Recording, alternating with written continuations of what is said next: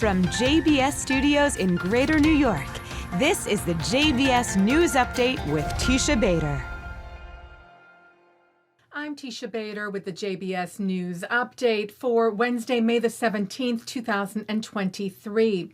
We open with preparations for Jerusalem Day, Yom Yerushalayim, tomorrow, Thursday evening, marking the reunification of Jerusalem during the 1967 Six-Day War. Among these celebratory events is the annual flag parade, whose route includes going through the Muslim quarter of the Old City, which has caused some verbal and physical violent confrontations in the past. But Israel police assured that security was high and any violence would not be tolerated. Israel Police International spokesperson Master Sergeant Dean Elsden stressed that preparations were in place and security would be tight to protect all residents of the city and visitors and prevent any violence, and also firmly rejected false claims that the parade would be passing through the Temple Mount, which is not true.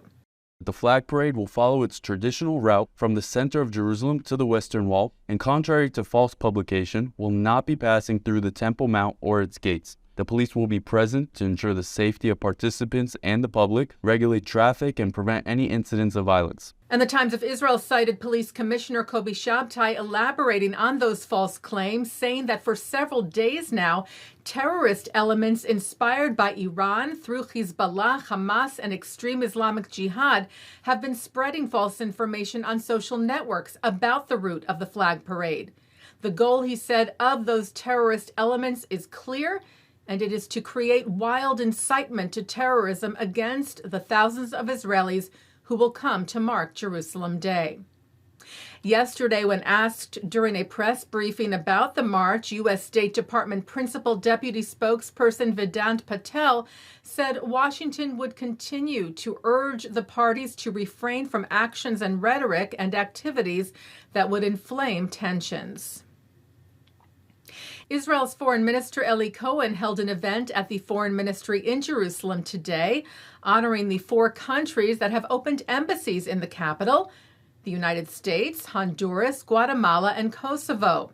Cohen said Jerusalem has been the capital of the Jewish people for more than 3,000 years.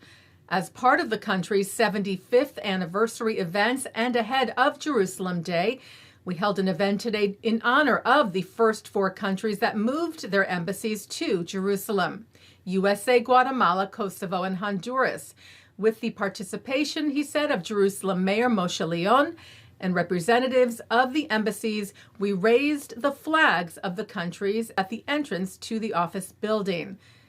Cohen saying more countries will soon join them. The IDF hosted UN ambassadors it shared from Chad, Guinea-Bissau, Laos, the Marshall Islands, the Philippines, South Sudan, Tuvalu, Fiji, and Antigua and Barbuda, led by Israel's ambassador to the UN, Gilad Erdan, to discuss the recent military Operation Shield and Arrow and the current threats the IDF faces, saying the group visited a Hezbollah terrorist tunnel and an Iron Dome battery. The group also met with Israel's President Isaac Herzog, who said we discussed various topics such as climate crisis, trading, and agriculture. There is a lot of potential for cooperation between the countries, Herzog said. I thanked them for their support and visit.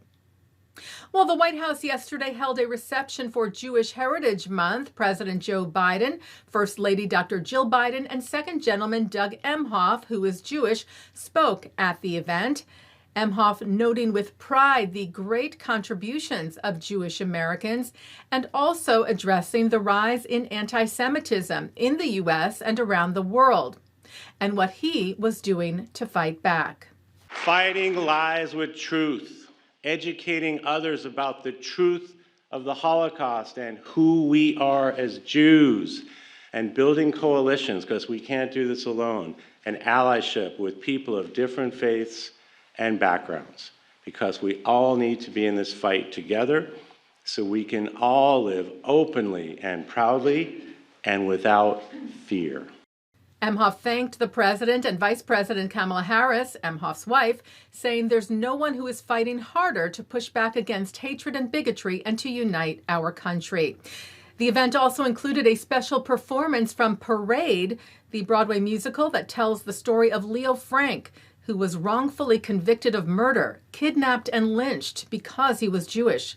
Leading actors Ben Platt and Michaela Diamond sang several numbers from the show, accompanied by its composer and lyricist, Jason Robert Brown. "'Cause this is not over yet."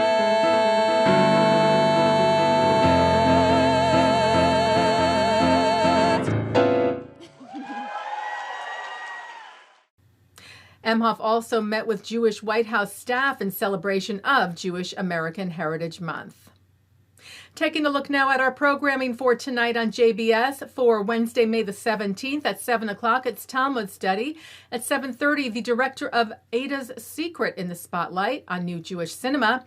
At 8, it's highlights from the Anti-Defamation League's National Leadership Summit.